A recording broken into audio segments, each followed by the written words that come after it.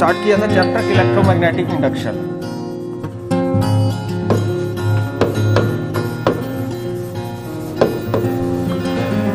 Electro means electricity, magnetic field और induction means उसकी production.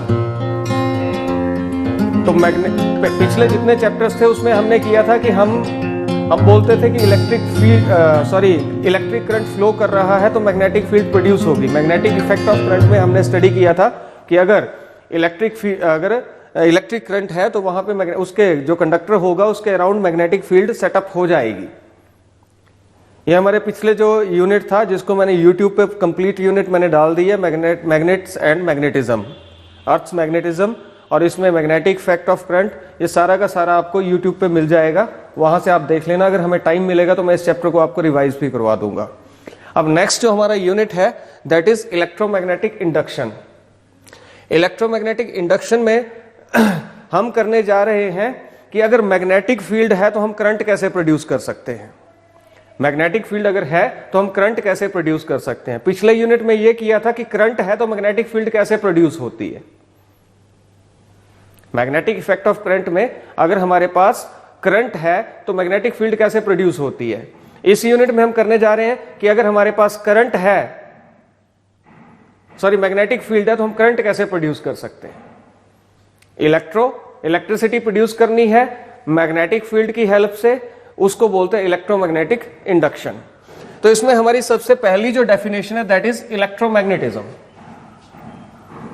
The first definition is electromagnetism. तो electromagnetism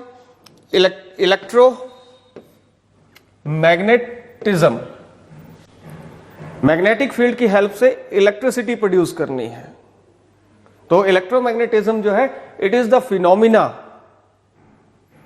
the phenomena of production of induced current और induced EMF. Induce मतलब जो current magnetic field के कारण produce होगा उसको बोलेंगे हम इंड्यूस्ड करंट। ईएमएफ जो मैग्नेटिक फील्ड के कारण प्रोड्यूस होगी उसको बोलेंगे हम इंड्यूस्ड ईएमएफ। तो ये जो इंड्यूस्ड करंट और इंड्यूस्ड ईएमएफ प्रोड्यूस होती है कब होती है, जब किसी भी कंडक्टर से एसोसिएटेड मैग्नेटिक फील्ड चेंज हो। अब मैग्नेटिक फील्ड क्या होती है? It is the space around a magnet. It is the space around a magnet. Electric field होती थी it is a space around a charge. तो मैग्नेटिक फील्ड होगी it is the space around a magnet with in which it can attract other magnets और other magnetic substances. वो बाकी के magnets और बाकी के सब्सटेंसेस को इन्फ्लुएंस कर सकता है। इन्फ्लुएंस मींस अट्रैक्ट कर सकता है, रिपेल कर सकता है। अब मैग्नेट जो होता है उसके दो पोल रहते हैं, नॉर्थ पोल और साउथ पोल। नॉर्थ रिपेल करेंगे, साउथ रिपेल करेंगे, नॉर्थ साउथ अट्रैक्ट करेंगे एक दूसरे को। ये थोड़ी सी बात है। इसी तरह से अगर जो मैग्नेटिक फील्ड है it is the space around a current carrying conductor, कि अगर मेरे पास कोई कंडक्टर है तो इसके अराउंड मैग्नेटिक फील्ड प्रोड्यूस होती है। तो ये हमने पढ़ा था मैग्नेटिक इफेक्ट ऑफ करंट, कि मेरे पास ये कोई कंडक्टर है जिसमें करंट फ्लो कर रहा है आई, तो इसके अराउंड कंसेंट्रिक सर्कल्स की फॉर्म में मैग्नेटिक फील्ड प्रोड्यूस होती है। तो मैग्नेटिक फील्ड दो तरह से हो सकती है। एक तो हमारा जो मैग्नेट है वो मैग्नेटिक फील्ड प्रोड्यूस करता है, दूसरा जो हमारा करंट कैरिंग कंडक्टर है वो भी क्या करता है, मैग्नेटिक फील्ड प्रोड्यूस करता है। अब ये मैग्नेटिक फील्ड जो है वो सोलेनॉइड आएगा इसमें। सोलेनॉइड भी क्या करता है, मैग्नेटिक फील्ड प्रोड्यूस करता है। टोरॉइडल सोलेनॉइड है, उसकी मैग्नेटिक फील्ड हमने कैलकुलेट की है। तो वो सारे के सारे मैंने यूट्यूब पे डाले हुए हैं, वहां से आप उस चैप्टर को आप करिए। अगर नहीं आएगा मुझे बताइएगा, I will revise that chapter. आज हमारा टॉपिक रहेगा इलेक्ट्रोमैग्नेटिक इंडक्शन, जिसका मैं फर्स्ट पार्ट कर चुका हूं, पर मैं दोबारा रिवाइज करवा रहा हूं कि इलेक्ट्रिसिटी को प्रोड्यूस करना with the help of magnetic field. तो electricity in the form of EMF और in the form of current. तो electromagnetism is the phenomena of production of electric current when the magnetic field और magnetic lines of force linked with the conductor changes. Okay, अब उसके बाद है हमारा induced current क्या होता है, इंड्यूस्ड ईएमएफ क्या होगी। तो इंड्यूस्ड ईएमएफ क्या रहेगी कि मेरे पास कोई कंडक्टर है, उसका कुछ एरिया है, अब उस कंडक्टर के बगल में मैंने एक मैग्नेट रख दिया। जब तक तो मैग्नेट को मैं फिक्स रखूंगा तो कंडक्टर से मैग्नेटिक लाइंस ऑफ फोर्स तो पास करेंगी, पर वो मैग्नेटिक लाइंस ऑफ फोर्स जो है कभी चेंज नहीं होंगी। कंडक्टर से मैग्नेटिक लाइंस ऑफ फोर्स तो पास करेंगी, पर वो मैग्नेटिक लाइंस ऑफ फोर्स कभी चेंज नहीं होंगी। ठीक है, तो उस कंडक्टर में कोई भी करंट प्रोड्यूस नहीं होगा। पर अगर मैं क्या करूं, अगर मैं मैग्नेट ले लूं और ये मेरे पास सपोज कोई करंट कैरिंग कंडक्टर है, सॉरी कंडक्टर है, सिंपल कंडक्टर है, इसमें कोई इसमें कोई करंट नहीं है, दिस इज ए कंडक्टर। अब मैं मैग्नेट को इसकी तरफ को मूव करूं तो मैग्नेटिक लाइंस ऑफ फोर्स तो पहले भी पास हो रही थी, पर वो magnetic lines of force change नहीं हो रही थी। ठीक है, और जब तक वो चेंज नहीं हो रही थी इसमें से कोई भी करंट जो है फ्लो नहीं कर रहा था। पर जैसे ही हमने मैग्नेट को कंडक्टर की तरफ को मूव किया, चाहे आगे की तरफ ले गए चाहे पीछे की तरफ ले गए, when there is a relative motion between the magnet and conductor, तो इस कंडक्टर के अंदर क्या होगा, इंड्यूस्ड ईएमएफ या इंड्यूस्ड करंट प्रोड्यूस हो जाएगा। ठीक है, तो इंड्यूस्ड ईएमएफ क्या है, it is the EMF produced inside a conductor when magnetic field linked with that conductor changes. The word very important, magnetic field changes. Magnetic field change होनी चाहिए, बदलती रहनी चाहिए, लगातार बदलती रहनी चाहिए. That should not be fixed. That should not be fixed. So induced EMF is the EMF produced inside a conductor when magnetic flux or magnetic lines of force or magnetic field linked with the conductor changes.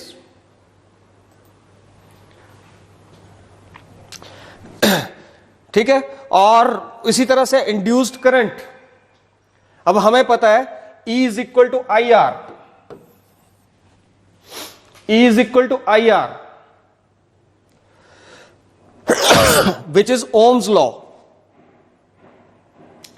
ठीक है, तो E क्या EMF है, हम पढ़ते थे V potential difference.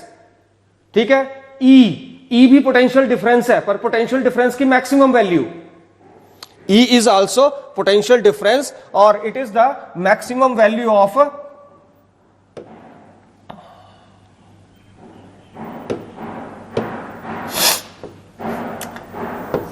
potential difference. तो maximum value of potential difference को हम बोलते हैं EMF.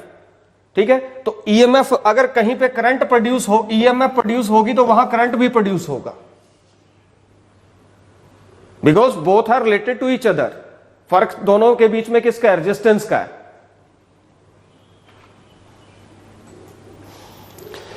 तो इंड्यूस करंट क्या, it is the current produce inside a conductor when magnetic field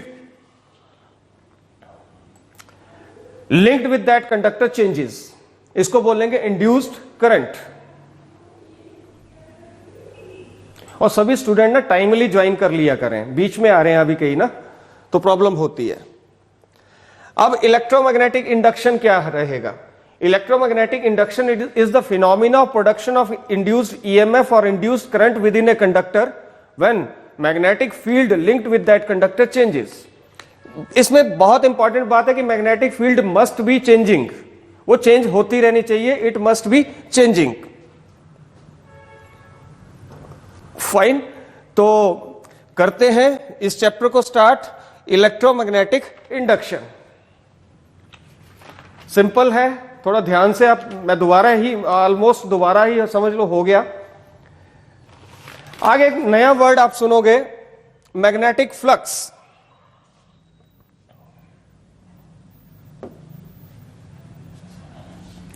magnetic flux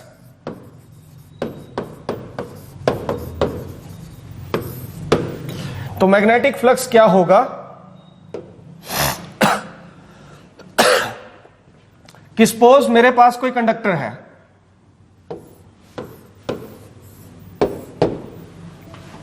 ये इसका सरफेस एरिया है, पूरा का पूरा सरफेस एरिया है S. ओके, अब मैं इसके बगल में मैं क्या करता हूं, एक मैग्नेट रख देता हूं जिसका नॉर्थ पोल ये है और साउथ पोल ये है. अब इस मैग्नेट से जो मैग्नेटिक लाइंस ऑफ फोर्स होंगी वो इस एरिया को क्रॉस करेंगी. तो टाइटल क्या है? Magnetic flux. हमने इलेक्ट्रिक फ्लक्स ऑलरेडी पढ़ा हुआ है, उसमें हम बोलते थे number of electric lines of force crossing some area, जिसको हम फाई ई से डिनोट करते थे इलेक्ट्रोस्टैटिक में। इसी तरह से मैग्नेटिक फ्लक्स है जिसको हम डिनोट करेंगे फाई एम से।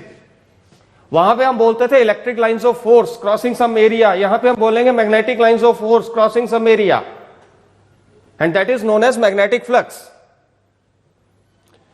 तो magnetic flux, number of magnetic lines of force passing through some particular surface और area, and it is denoted by phi M. इसको डिनोट करेंगे हम फाई एम से।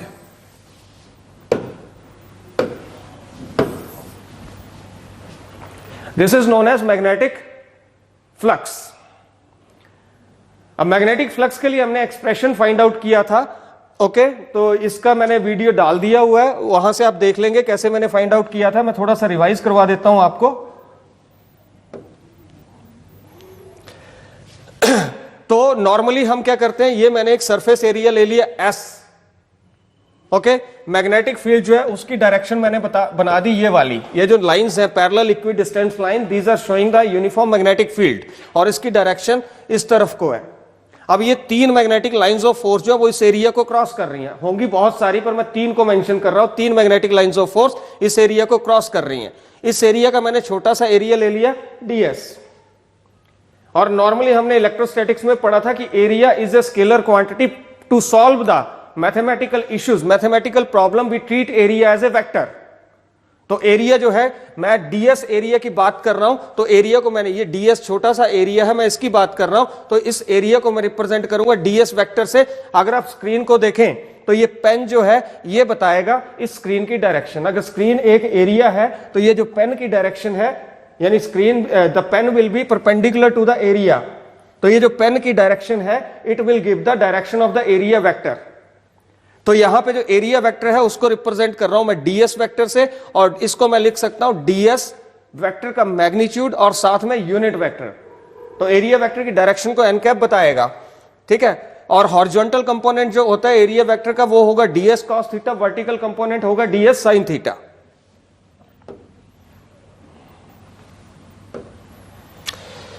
तो मैग्नेटिक फ्लक्स क्या होता है? मैग्नेटिक फ्लक्स, अगर हमने छोटा सा एरिया लिया ds, तो छोटे से एरिया के कारण मैग्नेटिक फ्लक्स भी क्या होगा? छोटा सा होगा, ओके। और मैग्नेटिक फ्लक्स क्या होगा? Magnetic field into horizontal component of the area vector, horizontal component of the area vector. तो हॉरिजॉन्टल कंपोनेंट क्या था हमारे पास? हॉरिजॉन्टल कंपोनेंट था हमारे पास ds cos थीटा, और मैग्नेटिक फील्ड थी B। तो d फाई m मेरे पास आ जाएगा B into ds cos theta. अब टोटल फ्लक्स मुझे निकालना है, टोटल फ्लक्स। तो मैं क्या करूंगा, इस छोटे से फ्लक्स को इंटीग्रेट कर दूंगा, तो d फाई m का इंटीग्रेशन होगा फाई m, तो फाई m क्या आ गया? Integration of d phi m, और d फाई m की जगह लिख दूंगा b ds cos थीटा, ठीक है। a वेक्टर का मैग्नीट्यूड इंटू b वेक्टर का magnitude into cos of angle between them, तो that is known as b dot ds। a dot b dot product होता है, तो b ds cos थीटा को मैं लिख सकता हूं b डॉट ds। अब यहां से मैग्नेटिक फील्ड क्या रहेगी? कांस्टेंट रहेगी। हमने कौन सी मैग्नेटिक फील्ड ली थी? हमने मैग्नेटिक फील्ड ली थी यूनिफॉर्म मैग्नेटिक फील्ड। तो b वेक्टर जो है ये कांस्टेंट होगा, we can take it out from the integral. तो हमने यहां पे b जो है b वेक्टर को हमने बाहर ले लिया, और ds की इंटीग्रेशन क्या होगी? s। तो हमारे पास आ गया b डॉट s।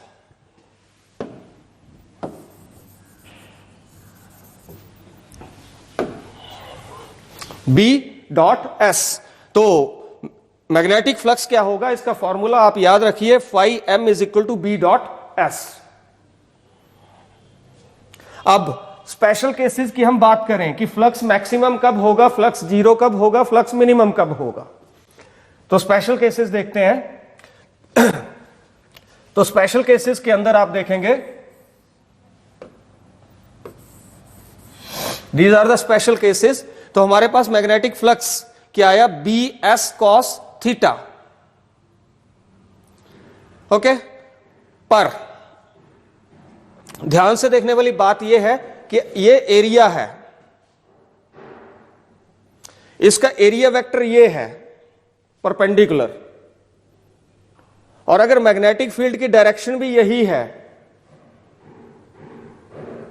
मतलब मैग्नेटिक फील्ड एरिया के तो परपेंडिकुलर है पर एरिया वेक्टर के पैरेलल है, एरिया के परपेंडिकुलर है पर एरिया वेक्टर के पैरेलल है। ध्यान से देखें, ये एरिया है मेरा हाथ ds या s, ठीक है, इसकी डायरेक्शन, एरिया की डायरेक्शन को बताएगा ये वेक्टर। तो अगर फर्स्ट स्पेशल केस है, if the magnetic line of force is, if the magnetic field is perpendicular to area s, तो ये मैग्नेटिक फील्ड एरिया के परपेंडिकुलर है पर ये एरिया वेक्टर के क्या है, parallel.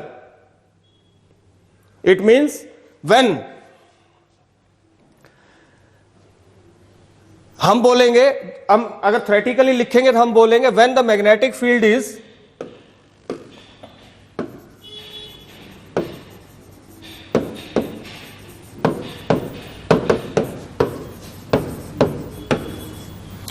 Magnetic field is perpendicular to area.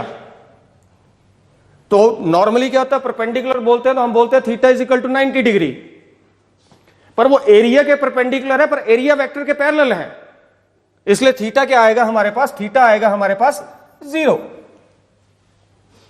और हम इस इक्वेशन में phi M B S cos 0, cos 0 होता है 1,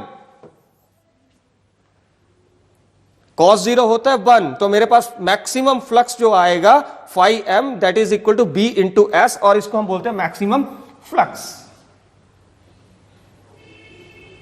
क्लियर है? इसी तरह से दूसरा स्पेशल केस क्या है कि अगर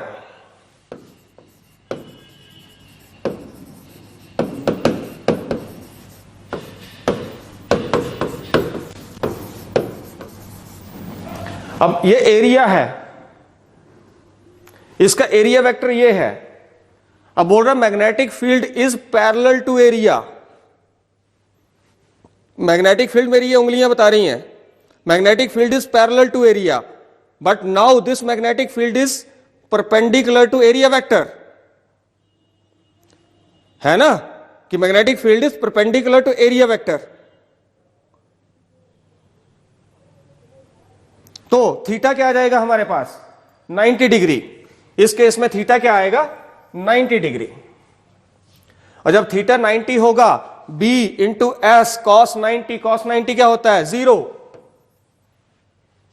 तो इस केस में हमारा मैग्नेटिक फ्लक्स भी क्या आएगा, phi M is equal to 0, और इस फ्लक्स को हम बोलेंगे मिनिमम फ्लक्स। तो फ्लक्स मैक्सिमम कब होगा, जब मैग्नेटिक फील्ड या मैग्नेटिक लाइंस ऑफ फोर्स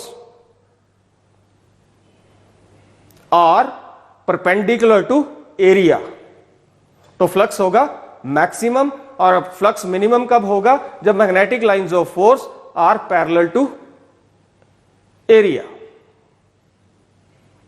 तो ये दो स्पेशल केसेस, और ये आ गया मेरे पास मैग्नेटिक फ्लक्स। अच्छा, उसके बाद यूनिट्स क्या मैग्नेटिक फ्लक्स के, मैग्नेटिक फ्लक्स के सीजीएस में यूनिट है मैक्सवेल, और मैग्नेटिक फ्लक्स के एसआई सिस्टम में यूनिट है वेबर।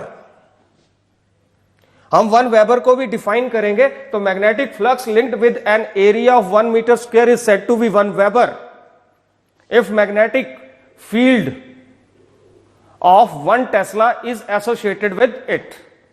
कि अगर 1 टेस्ला मैग्नेटिक फील्ड किसी एरिया जो कितना है 1 मीटर स्क्वायर एरिया है उसके साथ लिंक्ड होगी, 1 टेस्ला की मैग्नेटिक फील्ड किसी एरिया 1 मीटर स्क्वायर के साथ लिंक्ड होगी, तो उस एरिया के साथ लिंक्ड मैग्नेटिक फ्लक्स कितना होगा, 1 वेबर होगा, WEBBER, और इसको स्मॉल फॉर्म में हम लिख सकते हैं WB। तो this is the definition of 1 weber. तो यूनिट क्या होंगे, सीजीएस में मैक्सवेल होंगे, एसआई में क्या होंगे यूनिट्स, वेबर होंगे। आगे आते हैं हम नेक्स्ट है हमारे पास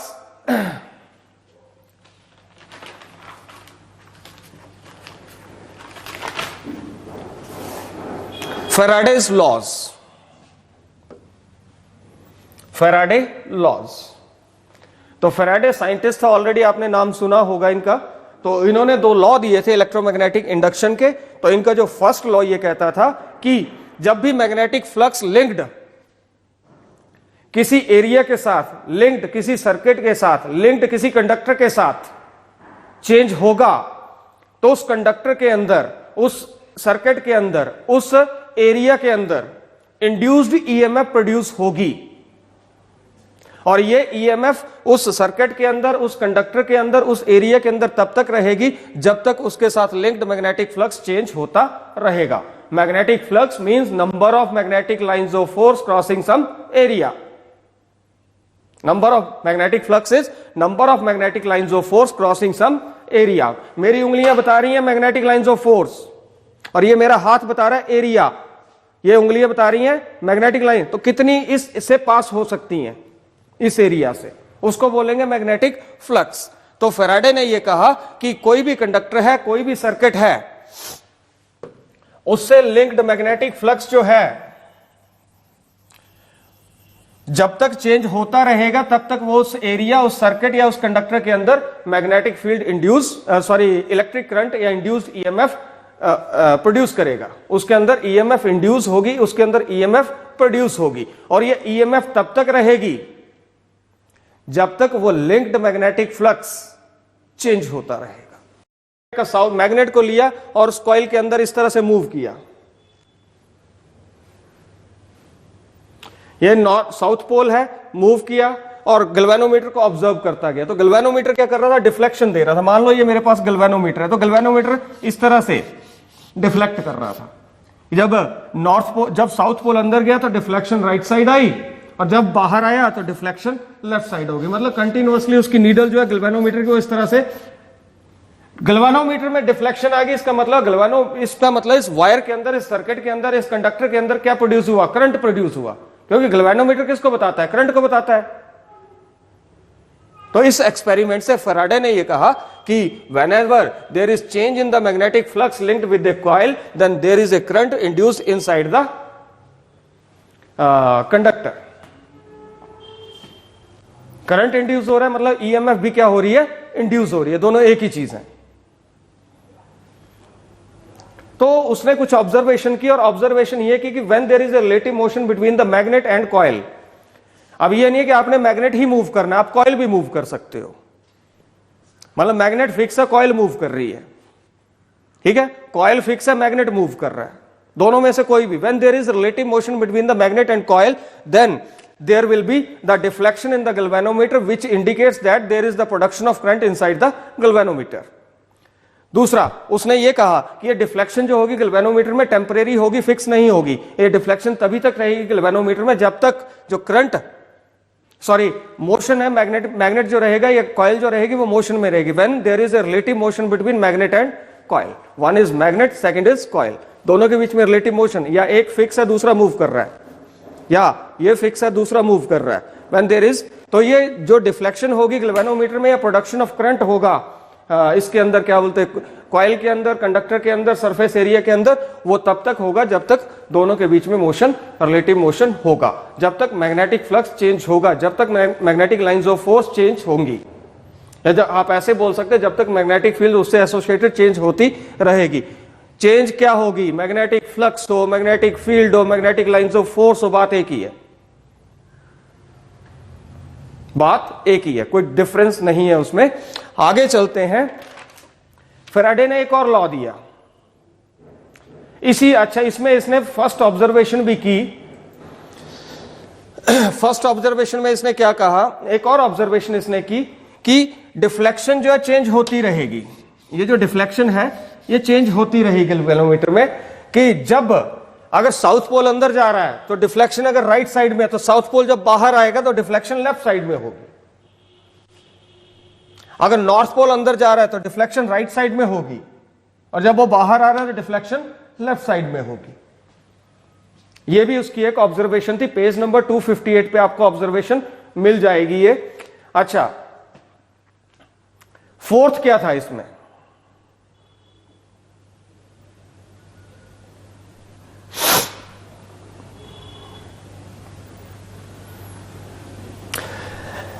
अगर हम क्या करें, अभी तो हम बोल रहे थे मैग्नेट गया आया, ठीक है, मैग्नेट मोशन में है, कॉइल मोशन में है, तो डिफ्लेक्शन हो रही है। अगर मैं मैग्नेट को यहां रख दूं, फिक्स कर दूं, if there is no movement of magnet और coil, there is no relative motion between the magnet और कॉइल, तो क्या होगा? उस केस में गैल्वेनोमीटर की डिफ्लेक्शन 0 हो जाएगी, मींस उस गैल्वेनोमीटर के अंदर कोई भी करंट प्रोड्यूस नहीं होगा।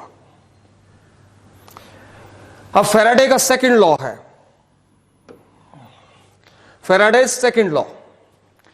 फैराडे सेकंड लॉ क्या कहता है कि जो भी इंड्यूस्ड ईएमएफ, जिसको हमने यहां मेंशन किया है ई से, फाई एम क्या हमारा मैग्नेटिक फ्लक्स है। फैराडे सेकंड लॉ ने यह कहा EMF induced in any circuit, in any conductor, in any surface is directly proportional to DDT होता है rate of change of, phi m होता है magnetic flux। EMF induced in any circuit, in any coil, in any surface is directly proportional to rate of change of magnetic flux। यहां पे minus sign भी है, minus sign की बहुत बड़ी कहानी है जिसको हम बताएंगे लेंजेस लॉ में, कि जो भी इंड्यूस्ड ईएमएफ होगी वो जो भी उस, अगर रिलेटिव मोशन है किसी मैग्नेट और कॉइल के अंदर, तो उस कॉइल के अंदर, मैग्नेट के अंदर एक magnetic field induced EMF produce होगी, और वो इंड्यूस्ड ईएमएफ कितनी होगी? Rate of change of magnetic flux के। अब rate of change of magnetic flux का मतलब क्या है? कि फ्लक्स ज्यादा, rate of change of magnetic flux मतलब अगर ये rate of change of magnetic flux ज्यादा होगा, मतलब there is the fast motion between the magnet and coil, तो मैग्नेटिक फ्लक्स ज्यादा होगा। Number of magnetic lines of ज्यादा से ज्यादा क्रॉस करेंगी और फास्टली क्रॉस करेंगी, तो उतनी ज्यादा इंड्यूस्ड ईएमएफ होगी। अब सेकंड लॉ जो है इसको डेराइव करना है।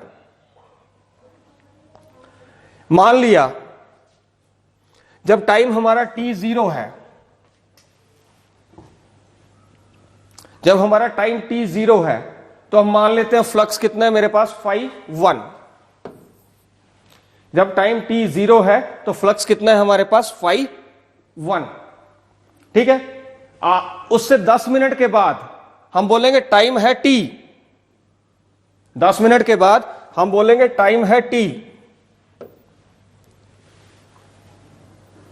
तब फ्लक्स मैंने मान लिया φ2। अब फैराडे सेकंड लॉ क्या बोलता है कि rate of change of induced EMF produced is directly proportional to rate of change of flux. यानी पहले फ्लक्स φ1 था, तब टाइम क्या था? 0 था। अब फ्लक्स φ2 है, टाइम क्या है? t, तो φ2 माइनस φ1 अपॉन t माइनस 0। मान लेते हैं φ2 माइनस φ1 क्या? डेल्टा फाई, और t माइनस 0 को मान लेते हैं डेल्टा t, तो E क्या आ जाएगा? Directly proportional to delta phi upon delta T. Limit ले लेंगे, limit delta T equal to 0। Mathematics वाले तो अच्छे से जानते होंगे लिमिट क्या होती है। Limit delta T approaches to 0 का मतलब यह है कि डेल्टा टी जो है वो 0 को अप्रोच कर रहा है, कभी 0 के इक्वल नहीं होगा, कभी नहीं होगा, वो अप्रोच ही करता रहेगा। अप्रोचेस टू ये 0 है, डेल्टा टी चाहे यहां से हो तो ये 0 की तरफ को अप्रोच करेगा, पर 0 के इक्वल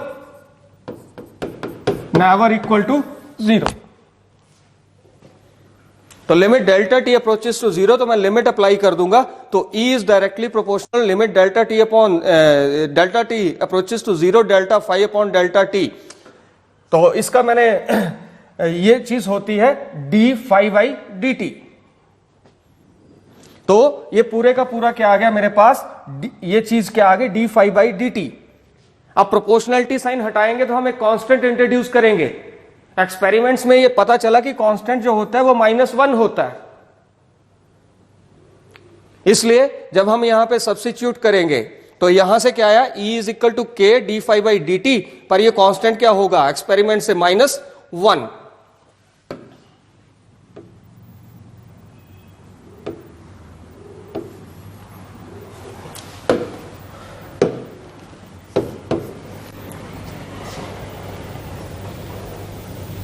k क्या आ गया हमारे पास -1, तो यहां से मुझे क्या मिलेगा, E is equal to minus D phi by D T. तो ये फैराडे के लॉस थे, these are very important, exam में आ सकते हैं, इनको अच्छे से प्रिपेयर करिए। नेक्स्ट मेरे पास है Lenz's law. Lenz's law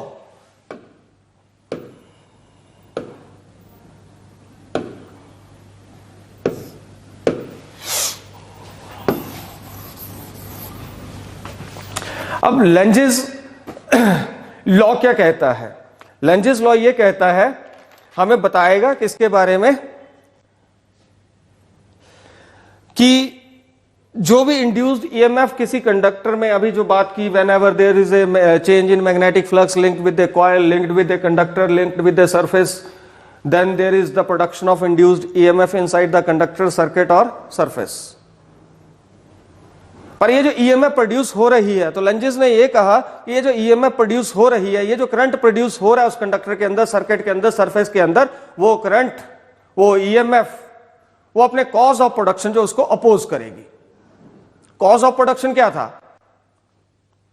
motion of the magnet towards the coil. जब तक मैग्नेट मूव कर रहा था तभी तक तो इंड्यूस्ड ईएमएफ, इंड्यूस्ड करंट उस कंडक्टर के अंदर प्रोड्यूस हो रहा था। तो जो मोशन मूवमेंट है मैग्नेट की, या मैग्नेट की जो मूवमेंट है टुवार्ड्स द कंडक्टर या टुवार्ड्स द कॉइल, उसको अपोज करेगा। यानी मैग्नेट अगर कॉइल की तरफ को जा रहा है उसको जाने नहीं देगा, जब वापिस आ रहा है तो उसको आने नहीं देगा।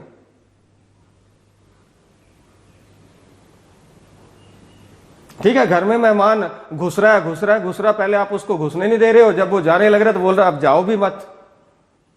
अब फोर्सिबली वो आ ही गया, तो फोर्सिबली आने का मतलब क्या है कि अगर कोई मैग्नेट जो है किसी कॉइल के अंदर फोर्सिबली एंटर हो रहा है या फ्लक्स उसका चेंज हो रहा है, that means there is some work against repulsive force, जिससे हमें यह पता चलता है कि लेंजिस लॉ जो है वो law of conservation of energy उसको भी फॉलो करता है। That is the direct consequence of law of conservation of energy.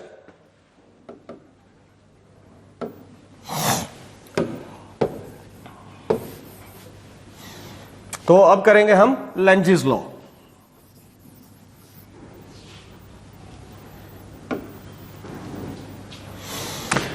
तो लेंजिस लॉ की मैंने आपको डेफिनेशन आपको बता दी मैंने।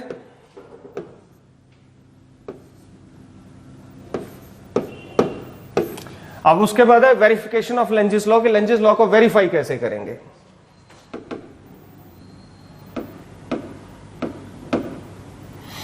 लेंजिस लॉ जो है इसको वेरीफाई कैसे करेंगे।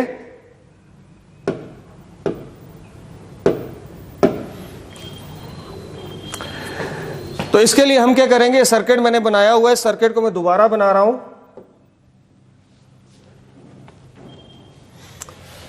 कि मैंने एक सोलेनॉइड ले लिया, कॉइल ले ली, सोलेनॉइड ले लिए, हेलिकल स्प्रिंग की तरह होगा,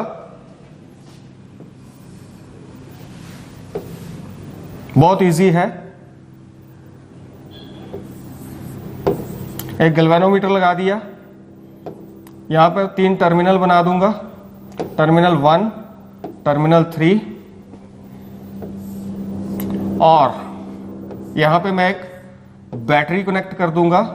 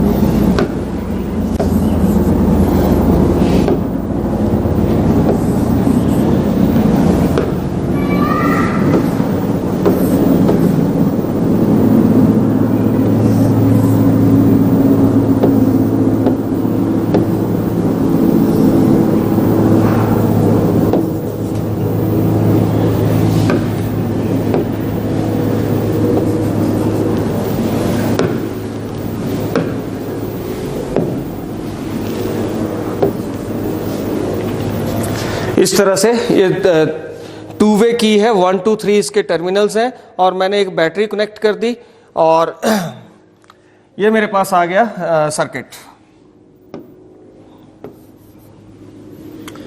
अब मैं क्या करूंगा, इस जो मेरे पास ये है यहां पे मैं टर्मिनल 2 और 3 जो है इसको पहले कनेक्ट कर दूंगा। टर्मिनल 2 और 3 जो है मैं इसको कनेक्ट कर दूंगा। मान लो मैंने ये टर्मिनल 2, 3 को कनेक्ट कर दिया। अब मैं गैल्वेनोमीटर को ऑब्जर्व करूंगा, गैल्वेनोमीटर को ऑब्जर्व करूंगा कि गैल्वेनोमीटर डिफ्लेक्शन दे रहा है, और अगर ये डिफ्लेक्शन दे रहा है तो कहां दे रहा है, किस डायरेक्शन में। ये मैंने गैल्वेनोमीटर बना दिए और इसकी नीडल होगी, नीडल डिफ्लेक्ट करेगी। वो नीडल मैंने नहीं बनाई है, गैल्वेनोमीटर की डिफ्लेक्शन जो है उसको हम नोट करेंगे। तो जब मैंने टर्मिनल 2, 3 को कनेक्ट किया तो मान लेते हैं कि ये जो मेरा सर्किट है इसमें से करंट फ्लो कर रहा है I। अब हम एक चीज नोट करेंगे कि करंट की डायरेक्शन जो है वो है, अभी देखूं तो ये डायरेक्शन एंटी क्लॉकवाइज हुई, N ओके। साथ में मैं क्या करूंगा, मैं गैल्वेनोमीटर को ऑब्जर्व करूंगा कि अब गैल्वेनोमीटर जो है वो किस डायरेक्शन में डिफ्लेक्शन दे रहा है। मैंने मान लिया गैल्वेनोमीटर जो इस साइड डिफ्लेक्शन दे रहा है, और यहां पे ये कौन सी साइड है, राइट साइड है। तो हमने ये पढ़ा हुआ है मैग्नेटिक इफेक्ट ऑफ करंट में कि जब भी करंट किसी कंडक्टर में पास करता है तो उस कंडक्टर के अराउंड एक मैग्नेटिक फील्ड सेटअप हो जाती है। मतलब ये जो कंडक्टर है, ये जो वायर है, इसके अराउंड मैग्नेटिक फील्ड होगी। पर हमें यह पता नहीं था कि सोलेनॉइड का अपर एंड और लोअर एंड पे कौन से पोल्स जनरेट होंगे। मैग्नेटिक फील्ड होगी तो पोल भी होंगे, मैग्नेटिक पोल्स। तो वो मैग्नेटिक पोल्स कौन कौन से होंगे, तो हमने देखा जब करंट जो है इस कॉइल के अंदर एंटी क्लॉकवाइज है, और करंट जब एंटी क्लॉकवाइज होता है तो ये देखिए एंटी क्लॉकवाइज का साइन N से, इट मींस जो हमारा ये रहेगा सोलेनॉइड रहेगा, ये कॉइल जो रहेगी, इसके अपर एंड जो होगा ये कौन सा पोल प्रोड्यूस करेगा, नॉर्थ पोल प्रोड्यूस करेगा, और इसके लोअर एंड पे कौन सा पोल आ जाएगा, साउथ पोल आ जाएगा। क्लियर हो गया। और हमने देखा कि जब करंट एंटी क्लॉकवाइज है, मैं इसको ऐसे लिख लेता हूं याद रखने के लिए, एंटी क्लॉकवाइज है तो अपर एंड पे नॉर्थ पोल प्रोड्यूस होगा और गैल्वेनोमीटर की डिफ्लेक्शन राइट साइड होगी। Current anti clockwise, upper and पे नॉर्थ पोल, और गैल्वेनोमीटर डिफ्लेक्शन दे रहा है सपोज राइट साइड। मान लिया मैंने राइट साइड है, अब मैंने देखा नहीं, गैल्वेनोमीटर मेरे सामने है नहीं, मुझे पता नहीं, पर मैंने मान लिया वो राइट साइड डिफ्लेक्शन हो रही है। अब मैं टर्मिनल 2, 3 जो है इनको डिस्कनेक्ट कर देता हूं। अगर हम बैटरी को उल्टा कर दें तो इससे रिवर्स आएगा। अगर हम इस बैटरी को उल्टा कर देते, बैटरी का पॉजिटिव नेगेटिव कर देते, नेगेटिव पॉजिटिव कर देते, तो अपर एंड पे क्या होना, तब करंट क्लॉकवाइज होना था। और क्लॉकवाइज के लिए अगर आप देखें ध्यान से, क्लॉकवाइज के लिए अगर आप देखें ध्यान से, एस, अगर बैटरी उल्टी होती 2, 3 को क्लोज करते, करंट क्लॉकवाइज होता तो अपर एंड पे नॉर्थ पोल प्रोड्यूस होता, लोअर एंड पे साउथ पोल प्रोड्यूस होता। ओके। अब मैंने किया कि टर्मिनल 2, 3 जो है इनको डिस्कनेक्ट कर लिया, और टर्मिनल 1, 2 जो है मैंने इसको कनेक्ट कर दिया।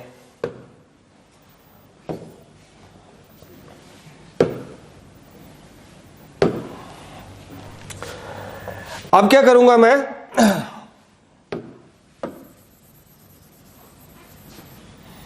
एक मैग्नेट लूंगा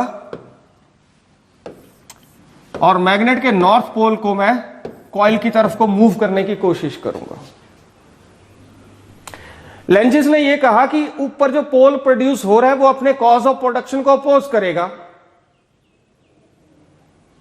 अभी तक हमने क्या किया कि करंट किसी कंडक्टर से पास हो रहा है और उसके अराउंड मैग्नेटिक फील्ड प्रोड्यूस हो रही है। हमने प्रूव कर दिया कि ऊपर नॉर्थ पोल प्रोड्यूस हो रहा है, नीचे साउथ पोल प्रोड्यूस हो रहा है। अब इसी बात को और बढ़ाते हैं हम। अभी तक हमने ये पढ़ा, मैं दोबारा रिपीट कर रहा हूं कि किसी कंडक्टर से करंट पास होगा तो मैग्नेटिक फील्ड प्रोड्यूस होगी, और इस चैप्टर में हम पढ़ने जा रहे हैं कि अगर मैग्नेटिक फील्ड होगी तो करंट प्रोड्यूस होगा। करंट है तो मैग्नेटिक फील्ड प्रोड्यूस होगी, और इस चैप्टर में हम पढ़ रहे हैं कि अगर मैग्नेटिक फील्ड है तो करंट प्रोड्यूस होगा। ठीक है, तो जब मैग्नेट को हम इधर को ला रहे हैं तो magnetic lines of force linked with this coil या magnetic flux linked with this coil वो चेंज हो रहा है। इसका मतलब इस कॉइल में फिर से क्या हो रहा है, magnetic field electric current produce हो रहा है, इंड्यूस्ड ईएमएफ प्रोड्यूस हो रही है, इंड्यूस्ड करंट प्रोड्यूस हो रहा है। ठीक है, अब कंडक्टर में करंट फ्लो कर रहा है, फिर उसमें फिर से मैग्नेटिक फील्ड प्रोड्यूस होगी। ठीक है, तो वो मैग्नेटिक फील्ड जो होगी इस ढंग से प्रोड्यूस होगी कि वो अपने कॉज ऑफ प्रोडक्शन जो उसको अपोज करेगी। मतलब हम जब मैग्नेट को इधर को मूव कर रहे हैं तो मैं गैल्वेनोमीटर को फिर से ऑब्जर्व करूंगा, गैल्वेनोमीटर को ऑब्जर्व करूंगा, मैं ऑब्जर्व करूंगा कि उसकी डिफ्लेक्शन किस तरफ को है। अगर सपोज उसकी डिफ्लेक्शन जो है वो राइट साइड को है, ठीक है, और जब डिफ्लेक्शन जो थी राइट साइड को थी तो पोल कौन सा प्रोड्यूस हो रहा था, नॉर्थ पोल प्रोड्यूस हो रहा था। इट मींस यहां पे कौन सा पोल प्रोड्यूस होगा, नॉर्थ पोल प्रोड्यूस होगा, और नॉर्थ को क्या करेगा, अपोज करेगा। यानी कि अगर ये मैग्नेट मैग्नेट का नॉर्थ पोल अंदर की तरफ को आना चाह रहा है तो ऊपर नॉर्थ पोल प्रोड्यूस हो जाएगा और इसको अंदर नहीं आने देगा, इसके मोशन को अपोज करेगा। इसी तरह से जब ये मैग्नेट अब फोर्सिबली अगर हम ले भी आए अंदर against repulsive force of this north pole, पर जब ये मैग्नेट बाहर जाने लगेगा तो हम ऑब्जर्व करेंगे गैल्वेनोमीटर लेफ्ट डायरेक्शन में हमें डिफ्लेक्शन देगा।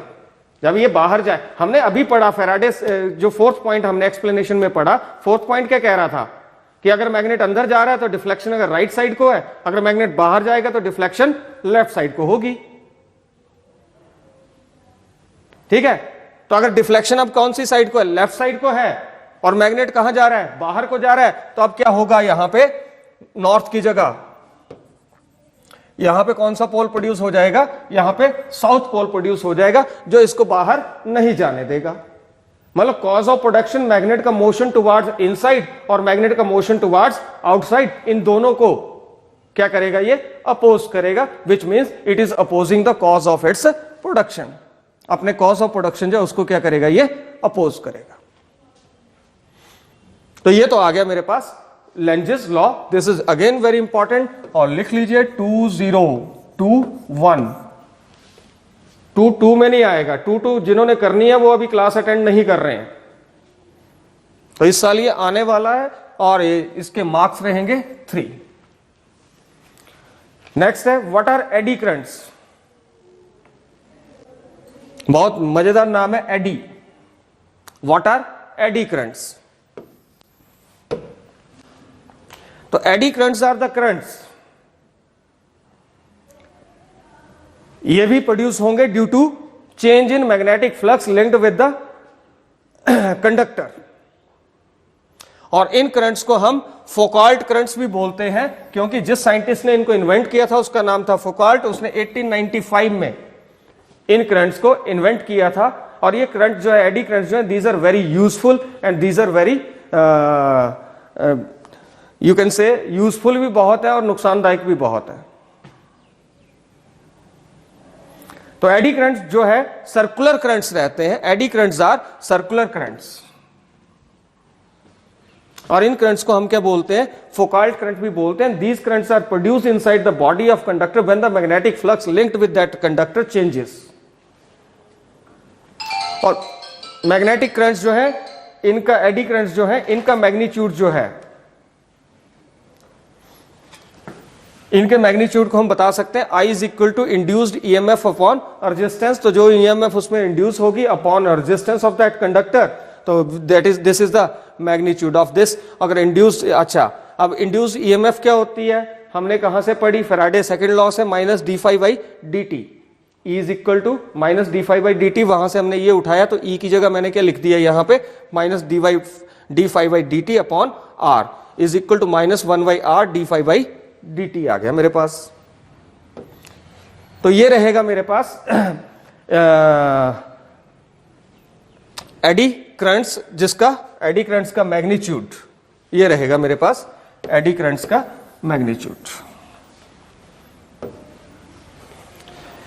अब कोई एक्सपेरिमेंट जिससे हम वेरीफाई कर सके एडी करंट्स प्रोड्यूस होते हैं। पेज नंबर 262 पे ये लिखा हुआ है, ठीक है। तो मैं यहां आपको समझा देता हूं कि मैंने एक कॉइल ले ली, वैसे ही है कॉइल, और इस कॉइल को मैंने एक की के थ्रू, की मतलब ऑन ऑफ का स्विच, इसके थ्रू मैंने एक एसी सोर्स के साथ, अल्टरनेटिंग करंट के सोर्स के साथ मैंने कनेक्ट कर दिया, ठीक है। और एक एल्यूमिनियम की, और ये जो कॉइल है इसको मैंने सॉफ्ट आयरन कोर के ऊपर बांध दिया, जैसे ये है इसके ऊपर मैंने एक तार को लपेट दिया, ठीक है। और यहां से मैंने एक एसी सोर्स के साथ, एसी जो आपके घरों में लाइट आती है एसी सोर्स, उसके साथ कनेक्ट कर दिया with the help of A button, जैसे आपके घर में सॉकेट और उसके साथ ऑन ऑफ करने का बटन लगा हो। अल्टरनेटिंग करंट पास करेगा, तो जैसे इसमें से अल्टरनेटिंग करंट पास करेगा तो मैग्नीट्यूड जो करंट का चेंज होगा। अब कौन सा करंट ले रहे हैं हम? अल्टरनेटिंग करंट ले रहे हैं। Alternating current is continuously changing, तो ये जो मैग्नेटिक फील्ड प्रोड्यूस करेगा वो भी कंटिन्यूअसली क्या होगी? चेंजिंग होगी। जब मैग्नेटिक फील्ड कंटिन्यूअसली चेंजिंग है तो मैग्नेटिक फ्लक्स भी चेंज होगा, B.ds होता है। अगर मैग्नेटिक फ्लक्स चेंज होगा तो इसके अंदर, कॉइल के अंदर फिर से क्या होगा? इसमें से ऑलरेडी एक करंट फ्लो कर रहा है और इसके अंदर एक करंट और प्रोड्यूस हो जाएगा, जो अपने कॉज ऑफ प्रोडक्शन मतलब अल्टरनेटिंग करंट को क्या करेगा? अपोज करेगा, जिसके कारण ये जो डिस्क है इसके अंदर एडी करंट्स प्रोड्यूस हो जाएंगे। और एक टाइम पे ये डिस्क जो है, इसका जो अपर एंड है कॉइल का, इस पे भी नॉर्थ पोल होगा और इसमें भी क्या होगा? नॉर्थ पोल होगा। नॉर्थ पोल को रिपेल करेंगे और ये डिस्क उछल के गिर जाएगी। तो this is the experiment which is verifying the origin of the eddy currents. उसके बाद एप्लीकेशंस है एडी करंट्स की। तो इसमें सबसे पहले है इलेक्ट्रोमैग्नेटिक डैंपिंग। इलेक्ट्रोमैग्नेटिक डैंपिंग को हम डेड बीट गैल्वेनोमीटर के अंदर यूज करते हैं। अब गैल्वेनोमीटर में जब हमने डिफ्लेक्शन लेनी है, अगर हम उससे करंट पास कर रहे हैं तो उसकी नीडल जो है वो फिक्स नहीं होगी, उसको हम यूज करते हैं डेड बीट गैल्वेनोमीटर। गैल्वेनोमीटर इस साल आपके सिलेबस में पिछले यूनिट में था, लास्ट जो था मूविंग कॉइल गैल्वेनोमीटर। तो वहां पे हम इलेक्ट्रोमैग्नेटिक डैंपिंग को यूज करते हैं to stop the oscillations of the needle of the galvanometer. की गैल्वेनोमीटर में जैसे ही करंट पास करेगा तो उसकी नीडल जो इस तरह से ऑसिलेट करती रहती है। हमें एग्जैक्ट रीडिंग लेने में टाइम, मतलब होगा क्या, वो वाइब्रेट करती रहेगी, रुकने में टाइम लेगी, तो हमें एकदम से रीडिंग नहीं मिलेगी। तो उसकी जो मूवमेंट है, उसकी जो ऑसिलेशंस है, उनको रोकने के लिए, उसकी मूवमेंट को स्मूथ करने के लिए हम क्या करते हैं? इसमें एडी करंट्स का यूज करते हैं। तो वो जो नीडल होती है उसके नीचे कॉइल लगी होती है, उसको सॉफ्ट आयरन कोर के ऊपर बांध देते हैं। और गैल्वेनोमीटर तो होता ही करंट को मेजर करने के लिए, तो उसमें से करंट पास करेगा। करंट पास करेगा तो सॉफ्ट आयरन कोर में एडी करंट्स जो वो प्रोड्यूस होंगे, जो कि क्या करेंगे? कॉज ऑफ प्रोडक्शन, अपने कॉज ऑफ प्रोडक्शन को अपोज करेंगे, जिसके कारण क्या होता है? मूवमेंट जो है नीडल की वो क्या हो जाती है? स्मूथ हो जाती है। तो इसको बोलते हैं इलेक्ट्रोमैग्नेटिक डैंपिंग। दूसरा है कि इलेक्ट्रोमैग्नेटिक ब्रेक्स। दूसरा है electromagnetic brakes. Screen is visible to you? Readable? Yes sir. Okay. तो इलेक्ट्रोमैग्नेटिक ब्रेक्स, तो इलेक्ट्रोमैग्नेटिक ब्रेक्स क्या है? ये ट्रेन्स के अंदर यूज होती हैं। हम नॉर्मल हमारी बसेस, कार जो होंगी, इनके व्हील के, इनके जो टायर रहते हैं वो रबर के रहते हैं और ये चलती हैं रोड के ऊपर, चारकोल के ऊपर। ओके, तो इनमें तो फ्रिक्शन प्रॉपर रहती है, टायर और जो रोड है उसके बीच में प्रॉपर फ्रिक्शन रहती है, तो रुकने में व्हीकल्स को आसानी होती है। पर ट्रेन के जो व्हील्स होते हैं वो भी मेटल के बने होते हैं, और ट्रेन की जो रेल होती है जिसके ऊपर ट्रेन चलती है वो भी मेटल के बने होते हैं। तो उनके बीच में फ्रिक्शन बहुत कम होती है, तो स्टॉप करने के लिए, ट्रेन को रोकने में बहुत प्रॉब्लम आती है। ठीक है। और ट्रेन के मूवमेंट, ट्रेन का वेट, ट्रेन की जो आप कह सकते हो मोमेंट ऑफ इनर्शिया है, वो इतना ज्यादा होता है कि उसको रुकने के लिए बहुत ज्यादा फोर्स की जरूरत होती है। तो अगर हम एकदम से ट्रेन को रोकेंगे भी, किसी भी तरीके से रोकेंगे, तो टायर जो उसका व्हील रहेगा और रेल जो है दोनों एक दूसरे के ऊपर स्लिप होंगे बिकॉज ऑफ। तो यहां पे हम इलेक्ट्रोमैग्नेटिक ब्रेक्स का यूज करते हैं और इलेक्ट्रोमैग्नेटिक ब्रेक्स के अंदर भी एडी करंट्स जो प्रोड्यूस होते हैं। तो this is on page number 263, you can read this. Next is induction furnace. Induction furnace जो है हम उसको यूज करते हैं फॉर हीटिंग पर्पसेस। जैसे आपने इंडक्शन चूल्हा आपने अपने घर में देखा होगा, ठीक है, वहां पे हीट प्रोड्यूस होती है, तो उसके अंदर भी कॉइल्स लगी होती हैं, वहां भी यही एडी करंट्स का कंसेप्ट यूज होता है, और एडी करंट्स जो है वो हीट भी प्रोड्यूस करता है इस रिलेशन के साथ, जिसको बोलते हैं Joule's law of heating, H is equal to I square R T. तो एडी करंट्स की जो फ्रीक्वेंसी रहती है that depends upon the square of the current. Eddy current जो है उसकी फ्रीक्वेंसी जो मतलब जो हीट प्रोड्यूस होगी, या एडी करंट जो है उसकी फ्रीक्वेंसी जो होगी वो इस तरह से रिलेट करेगी with the heat produced in the.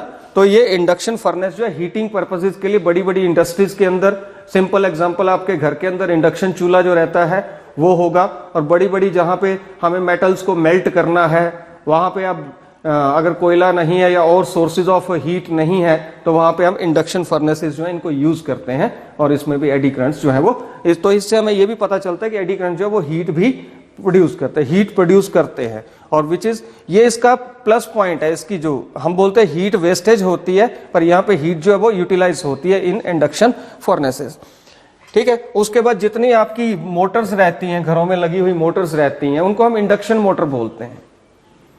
अब मोटर जो है वो मूव कर रही है, बिजली कम हो रही है, तेज हो रही है, तो मोटर की जो रोटेशन है उसको फिक्स रखने के लिए, उसको कांस्टेंट रखने के लिए वहां पे भी एडी करंट्स जो है वो प्रोड्यूस होते हैं, जो cause of their production that is the rotation of the coil.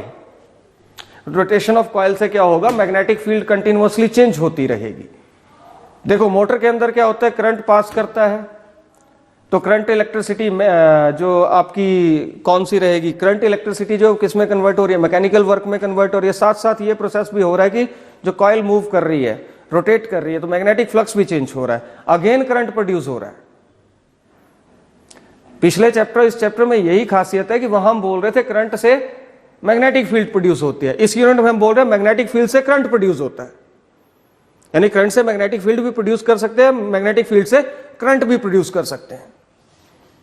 तो जब हम इनकी बात करेंगे तो इनमें दोनों चीजें हो रही हैं, एक ही करंट है जो मैग्नेटिक फील्ड भी प्रोड्यूस कर रहा है, और वही मैग्नेटिक फील्ड फिर से करंट भी प्रोड्यूस कर रही है, और वो जो करंट प्रोड्यूस हो रहा है वो अपने कॉज ऑफ प्रोडक्शन जो आपने अप्लाई किया करंट उसको अपोज कर रहा है। यहां पे कोई मैग्नेट नहीं आएगा सेपरेट, करंट से मैग्नेटिक फील्ड और उसी मैग्नेटिक फील्ड से फिर से करंट, और वही करंट अपने cause of production applied current को अपोज करेगा, ठीक है। तो इसके बाद आता है स्पीडोमीटर ऑफ द। अब सभी आप बाइक चलाते हो, कार चलाते हो, स्कूटर चलाते हो, स्कूटी चलाते हो, तो आप उसके मीटर को देखेंगे तो उसकी नीडल जैसे आप स्पीड बढ़ाते हो तो उसकी नीडल ऐसे धीरे धीरे बढ़ती है आगे, चाहे आपकी स्पीड वो एकदम से 60 भी हो जाए तो वो नीडल वो धीरे धीरे ही होगी। आप ब्रेक मारोगे नीडल धीरे धीरे ही कम आएगी। अदरवाइज अगर वहां पे हम डैंपिंग ना करें तो वो नीडल एकदम से चली, 0 से 60 था और 6 से 0 एकदम से 0, तो वहां पे उस चीज को फिक्स करने, उस चीज की स्मूथनेस लाने के लिए, उसकी मूवमेंट में स्मूथनेस। अब आप यहां 60 की स्पीड से चल रहे हो तो नीडल का भी 60 बता, जंप लगा 70 हो गई, फिर जंप लगा 50 हो गई, तो आपको एग्जैक्ट पता नहीं चलेगा आपकी स्पीड क्या है। तो उस स्पीड के अंदर, उस नीडल के अंदर स्मूथनेस लाने के लिए, उस स्पीड की एक्यूरेसी को रीड करने के लिए हम क्या करते हैं, उसके अंदर डैंपिंग कर देते हैं। तो जितने भी हमारे जो ऑटोमोबाइल्स रहेंगे इनके स्पीडोमीटर्स जो हैं इनके अंदर भी हम एडी करंट्स का यूज करते हैं। उसके बाद आपके घरों में पहले बिजली के मीटर लगे होते थे जिनको बोलते हैं एनर्जी मीटर्स। पहले आपने देखे होंगे पुराने मीटर रहते थे, उसमें ऐसे गोल गोल एक प्लेट सी घूमती थी, देखे हैं पुराने मीटर्स। अभी तो इलेक्ट्रॉनिक मीटर है ना आपके घरों में इलेक्ट्रिसिटी के, पहले पुराने मीटर होते थे, काले से मीटर होते थे, उसके अंदर क्या होता था, गोल गोल से सर्कल घूमता था। लोग क्या करते थे उसके अंदर ये डाल देते थे, एक्सरे डाल देते थे, उसकी स्पीड को रोक देते थे, बिजली चोरी करते थे। तो वो घूम रहा है, वो जो अंदर प्लेट घूमती थी वो भी अगर फास्ट घूमना शुरू कर दे तो आपका बिल ज्यादा आता। या वोल्टेज कम हुई वो स्लो हो गई, वोल्टेज ज्यादा हुई वो फास्ट हो गई, जिससे you can not find the exact value of the current consumed, electricity consumed. तो उसकी प्लेट में स्मूथनेस लाने के लिए प्लेट के अंदर स्मूथनेस लाने के लिए, उसके रोटेशन के अंदर स्मूथनेस लाने के लिए वहां पे भी कंसेप्ट ऑफ एडी करंट जो है वो वहां पे यूज किया जाता है। तो ये आगे हमारे uses of the eddy currents. उसके बाद है कि एडी करंट जो हमारा लेंजिस लॉ है, it is direct consequence of law of conservation of energy. तो हमने लेंजिस लॉ में यह पढ़ा कि जब मैं मैग्नेट का मोशन जो है टुवार्ड्स द कॉइल करता हूं तो यहां पे नॉर्थ पोल को ला रहा हूं तो यहां पे नॉर्थ पोल प्रोड्यूस होगा, पर जब ये नॉर्थ पोल बाहर जाने लगेगा तो यहां पे साउथ पोल प्रोड्यूस हो जाएगा। ठीक है, यानी कि अंदर आ रहा है तो अंदर नहीं आने देगा, बाहर जाने लगा मैग्नेट तो बाहर नहीं जाने देगा। मतलब जब अंदर आ रहा है तो ये अपोज कर रहा है, यहां पे ऑटोमेटिकली नॉर्थ पोल प्रोड्यूस हो जाएगा, जिसके कारण ये इस नॉर्थ पोल के मोशन को अपोज करेगा। अब इस मैग्नेट को मुझे अंदर लाना है तो मुझे एक्सटर्नल फोर्स लगानी पड़ेगी, एक्सटर्नल फोर्स लगाऊंगा, कुछ डिस्प्लेसमेंट होगी तो क्या होगा, कुछ वर्क होगा। ठीक है, and that work will be converted into electrostatic energy. तो इसलिए लेंजिस लॉ है, it is direct consequence of the law of conservation of energy, या आप बोल सकते हैं Lenz's law is in accordance with the law of conservation of energy, या Lenz's law जो है it represents the law of conservation of energy.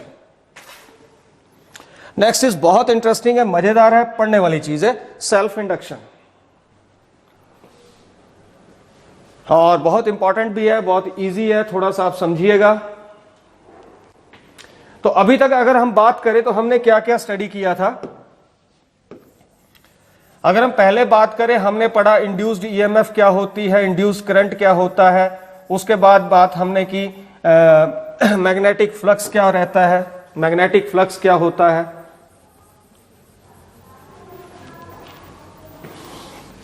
फिर हमने फैराडेज लॉ की है, फैराडे लॉज ने हमें यह बताया कि जब भी मैग्नेटिक फ्लक्स किसी कॉइल के साथ, मैं बात अब कॉइल की करूंगा, मैं कंडक्टर नहीं बोलूंगा, मैं कोई एरिया नहीं बोलूंगा, मैं कॉइल की बात करूंगा। The magnetic flux linked with some coil changes and induced current or EMF will produce in that coil, and that EMF or current will remain in that जब तक there is a relative motion between the magnet and coil। ये उसने कहा। Faraday ने second law दिया कि जो induced EMF produce होगी E, उसका जो वो रहेगी, उसका मैग्नीट्यूड जो होगा वो rate of change of magnetic flux के इक्वल होगा, इसने सेकंड लॉ में कहा। ठीक है, उसके बाद हमने पढ़ा लेंजिस लॉ। लेंजिस ने यह कहा कि जो भी इंड्यूस्ड ईएमएफ ये वाली जो प्रोड्यूस हो रही है, ये अपने कॉज ऑफ प्रोडक्शन को अपोज करेगी। आपने ये तीन बातें याद रखनी है, फ्लक्स चेंज होगा तो इंड्यूस्ड ईएमएफ प्रोड्यूस होगी। ठीक है, और इंड्यूस्ड ईएमएफ तब तक रहेगी जब तक रिलेटिव मोशन रहेगा। तो हम रिलेटिव मोशन की बात भी खत्म कर देते हैं, इंड्यूस्ड ईएमएफ प्रोड्यूस होगी, बस इतनी बात याद रखिए। ठीक है, दूसरा फैराडे लॉ में कि इंड्यूस्ड ईएमएफ जो rate of change of flux के इक्वल होगी, इस बात को भी अब आपने भूल जाना है। फिर लेंजिस लॉ के कारण कि it will oppose cause of its production, इस चीज को आपने याद रखना है। ठीक है, तो सेल्फ इंडक्शन क्या रहता है? सेल्फ इंडक्शन, सेल्फ मतलब खुद, इंडक्शन कुछ प्रोड्यूस हो रहा है। अगर कॉइल है तो कॉइल में क्या प्रोड्यूस होगा? करंट। कॉइल में क्या प्रोड्यूस होगा? ईएमएफ। ठीक है, तो इसमें इंड्यूस्ड ईएमएफ प्रोड्यूस होती है, इंड्यूस्ड करंट प्रोड्यूस होता है।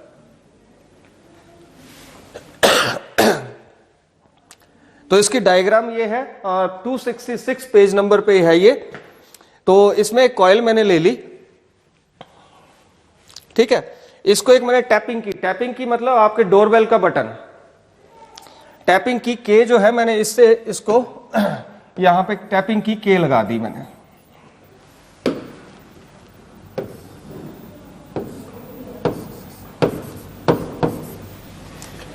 ठीक है, इसको मैं प्रेस करूंगा, ये अपने आप ही वापिस आ जाएगी। प्रेस करूंगा, अपने आप ही वापिस आ जाएगी। साथ में मैंने लगा दी बैटरी। बैटरी जो है इसको करंट प्रोड्यूस करेगी, और बैटरी से इसमें मान लेते हैं करंट जा रहा है आई। ठीक है, कॉइल में करंट। अब बात याद रखनी है, करंट प्रोड्यूस होगा, magnetic effect of electric current, current pass करेगा। तो मैग्नेटिक फील्ड प्रोड्यूस होगी, और अगर मैग्नेटिक फील्ड होगी तो करंट भी प्रोड्यूस होगा। करंट मैग्नेटिक फील्ड फिर से करंट। ये अप्लाइड करंट कैपिटल है, ये इंड्यूस्ड करंट, दोनों को मैंने अलग अलग लिख दिया। करंट तो मैग्नेटिक फील्ड तो करंट। और ये वाला आई जो होगा ये इस आई को अपोज करेगा। इस आई का कॉज ऑफ प्रोडक्शन क्या है? ये आई। अगर ये आई नहीं होता तो ये आई प्रोड्यूस नहीं होता। ये आई था तो ये बी आया तो ये आई आया। तो यही चीज हम सेल्फ इंडक्शन में थोड़ा सा अंडरस्टैंड करने की कोशिश करेंगे।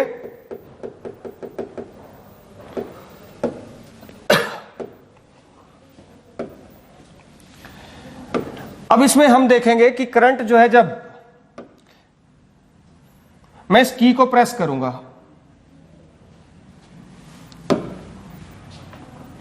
के की को प्रेस किया, जैसे मैंने प्रेस किया, जब तक मैंने प्रेस नहीं किया था करंट था जीरो, कोई करंट पास नहीं करेगा।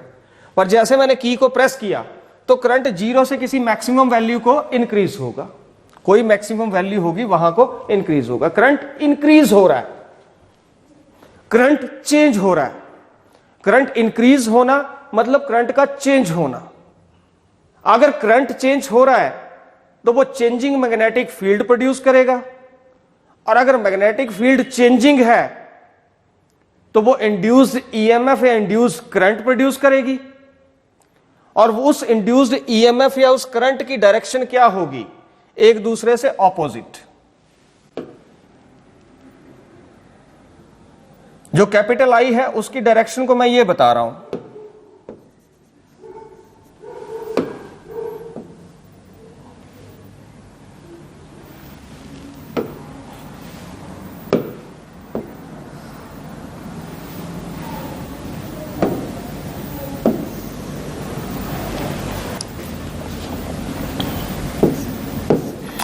कैपिटल आई की डायरेक्शन जो ये एरो बता रहा है,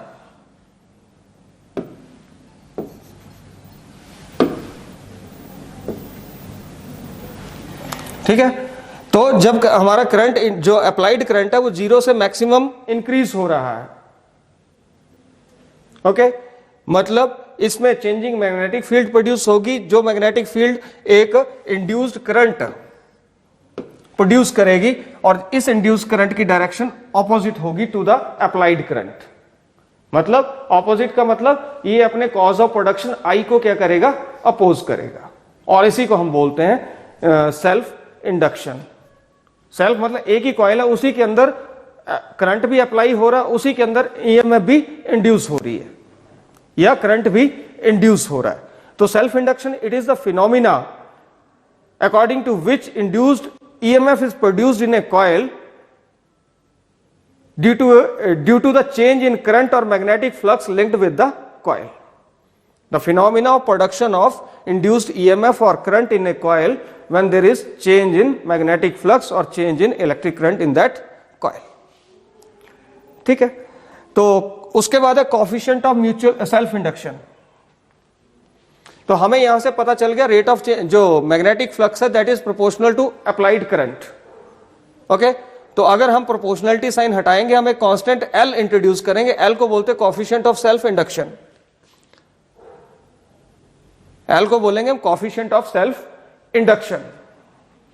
अब फैराडे सेकंड लॉ क्या बोलता है कि magnitude of induced EMF in a coil is equal to rate of change of magnetic flux. यहां माइनस साइन मैंने हटा दिया क्योंकि मैं मैग्नीट्यूड ले रहा हूं,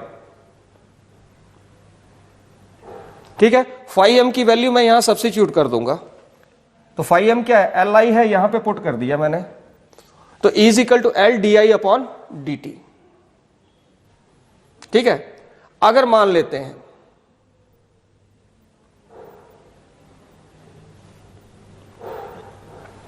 यहां से आप देखिए मैंने E को मैंने क्या सब्स्टिट्यूट, I क्या होता है? E अपॉन R, तो E निकालना है मेरे को, तो ये क्या आएगा? I इंटू R, ठीक है। तो यहां क्या आ जाएगा? I into R। I मैंने यहीं रहने दिया, R को मैं दूसरी साइड ले गया, यहां पे वो क्या हुआ? डिवाइड हो गया। अगर R भी 1 हो जाए, di/dt भी 1 हो जाए, तो I क्या होगा, L के इक्वल होगा। यहां से हम कॉफिशिएंट ऑफ सेल्फ इंडक्शन इसको डिफाइन कर सकते हैं कि कॉफिशिएंट ऑफ सेल्फ इंडक्शन, अब ध्यान रखना है पर्टिकुलर कॉइल का डिफरेंट होगा, हर मटेरियल की कॉइल जो होगी उसका कॉफिशिएंट ऑफ सेल्फ इंडक्शन अलग होगा। तो ये बात बहुत इंपॉर्टेंट है, ऐसे नहीं बोलना coefficient of self induction is defined as, coefficient of self-induction of a coil is defined as, yeah, it will be equal to induced EMF. It will be equal to the induced EMF when rate of change of electric current associated with, when rate of change of electric current associated with that coil is unity. Coefficient of self-induction, that is L, will be equal to induced current when rate of change of electric current associated with that coil is unity, matlab it is 1. This is the definition of coefficient of self induction. अब coefficient of self induction के units, इसके units होते हैं Henry, इसके units रहते हैं Henry, और Henry E हमने निकाला, E is equal to L D I upon D T, L निकाल लेते हैं, D I upon D T को इधर ले आएंगे तो डी आई नीचे आ गया, डी टी ऊपर चला गया, ठीक है। ईएमएफ के यूनिट होते हैं वोल्ट, टाइम के यूनिट होते हैं सेकंड, और करंट के यूनिट होते हैं एम्पियर। तो 1 volt 1 second 1 ampere is equal to 1 henry. तो आप 1 हेनरी जो है इसको भी डिफाइन कर सकते हैं। 1 henry self induction, self inductance of a coil is said to be 1 henry अगर 1 वोल्ट की इंड्यूस्ड ईएमएफ प्रोड्यूस हो, 1 वोल्ट की इंड्यूस्ड ईएमएफ प्रोड्यूस हो किसी कॉइल के अंदर, जब उसमें से 1 एम्पियर करंट पास करे 1 सेकंड के लिए, and EMF of 1 volt is induced in a coil when 1 ampere current passes through that coil for 1 second, this is known as 1 Henry. Okay?